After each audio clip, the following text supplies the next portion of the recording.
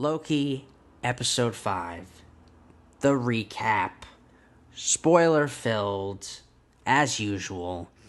What I'm going to do differently this week is not try and have a spoiler filled review of Black Widow. I'm going to actually try to not spoil anything like I normally do. But Loki is spoiler filled, okay? Yeah. And episode 5, it just proves what I thought would be the case with this show as I watched it. It's that every episode gets better. Every episode's better than the next, in my opinion. And literally, I mean, my only problem this week was the kind of the utilization of President Loki, a comic book variant of Loki. A variant of Loki from the comics that was has like a cool storyline, and like there's a whole thing there, and he just kind of popped in here and was kind of underutilized, just more of a gag really than like an actual character with depth and like an actual purpose, and there was really nothing there except to be used. I guess because the trailer makes you think that there's something there, and that's probably the point of why they threw that in the trailer at all, because it was like a way to throw you off. But with that being said, there's plenty of space for the MCU to work with these variants even going forward. I mean, it could be maybe it's not the last time we see that character. I was just really looking forward to seeing like some malevolent version of Loki again in an antagonistic form, just like as like a way of like just like one more little wild, mischief-filled, malevolent fucking ride, you know? And President Loki could definitely be that ultimate malevolent Loki. And he really could have been like a real threat, or a formidable, antagonist, but they just didn't go that route. And that's, it's just seeing like a mean and bad Loki again. Just the reason I say one more time is because I see where they're going now with Loki, and that's what this episode was really about most of all, right? It was about solidifying Loki's arc, and I don't just mean the one we've explored here in this series. I mean his entire arc for the MCU. It's not something that I haven't talked about before. It can still be shaky at times when you think about how we're supposed to accept that this is the Loki from 2012, and we saw what he did in Avengers, the first Avengers movie, and now he's this person, right? It's kind of like his change happening more quickly doesn't always feel right, maybe, but because of the circumstances, it allows for him to change more quickly. He didn't have time to play victim on Asgard in a cell on Asgard like in Thor: The Dark World. He didn't have time to break out of that prison, fake his death, take the throne from his father, team up with his brother again, and then his whole change of heart in Ragnarok and Infinity War. That whole thing, that didn't happen with this Loki, and therefore it had to happen more. His change had to happen more quickly here. But at the same time, what better show for that, right? When you think about it, here is a story where time is a central theme, right? This idea of being out of time, out of your timeline, or not having as much time, or having as much time as you want, or whatever. Like, time comes into play. And so it kind of, ironically, is the perfect kind of story for that quicker change. You know, him developing more quickly by just seeing his fate, just learning his true purpose more quickly allowed for him to change more quickly. So he didn't have to go through all those same things, right? He becomes, in episode 5 here, 100% Loki the hero. Never before seen. Not really. Loki the hero, instead of anti-hero, instead of villain, just kind of, that hero that he was for a brief moment in Ragnarok and in Infinity War, with his decision to take on Thanos there in that moment and basically sacrifice himself. It's just now. The way I think about it really is that this Loki is a different Loki. I mean, think about it. This isn't the same Loki at all.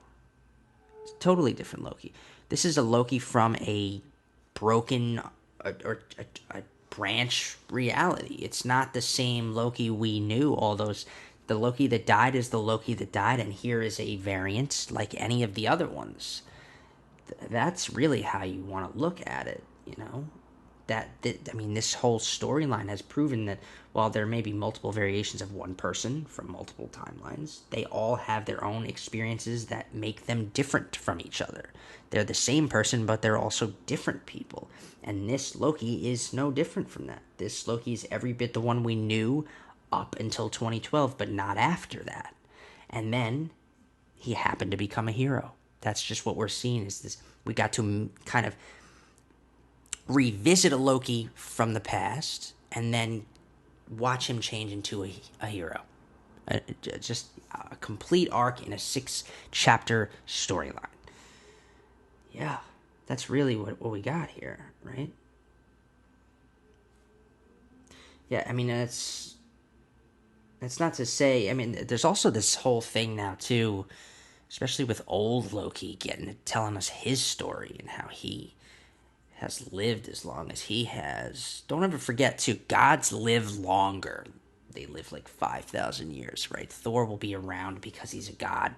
Loki will be around because they live longer. So to think that there is an old Loki variant, that Loki had to not die at the hands of Thanos, which they bring up in the episode, which is a really interesting idea. But it also makes you think maybe our Loki, the other Loki, the one we knew for all these years, maybe that Loki didn't actually die at Thanos' hands. It's just that we've seen him pull that trick so many times before. It's like we expect it to not happen again, and he's gonna do that again.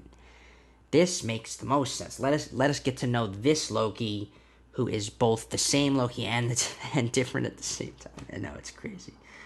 And then we'll follow his story as it goes forward, because now he has changed the idea of what the purpose of a Loki is, what his fate will be, and what his path is, and how, because he decided to not do the same thing. That's just really good writing, honestly. The moment between Loki and Sylvie was built too brilliantly, right? Then, of course, there's a lot of plot being unraveled.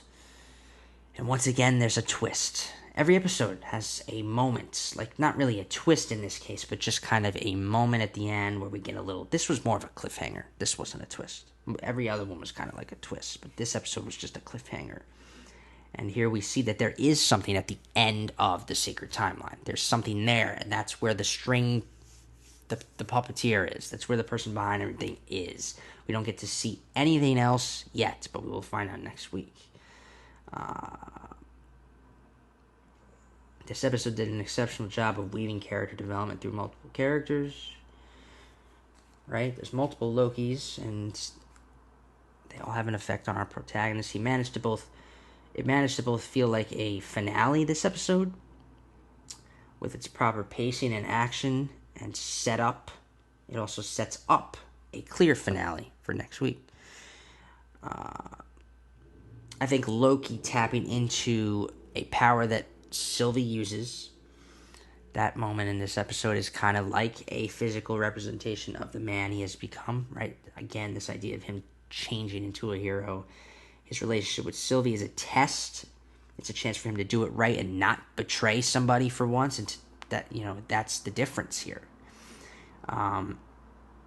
Meeting old Loki and kid Loki was also essential for, again, setting up other possible courses of action Loki could have been on, where he could do different things in his life. It just kind of shows that, but it also gave us new and unique characters because they are their own characters.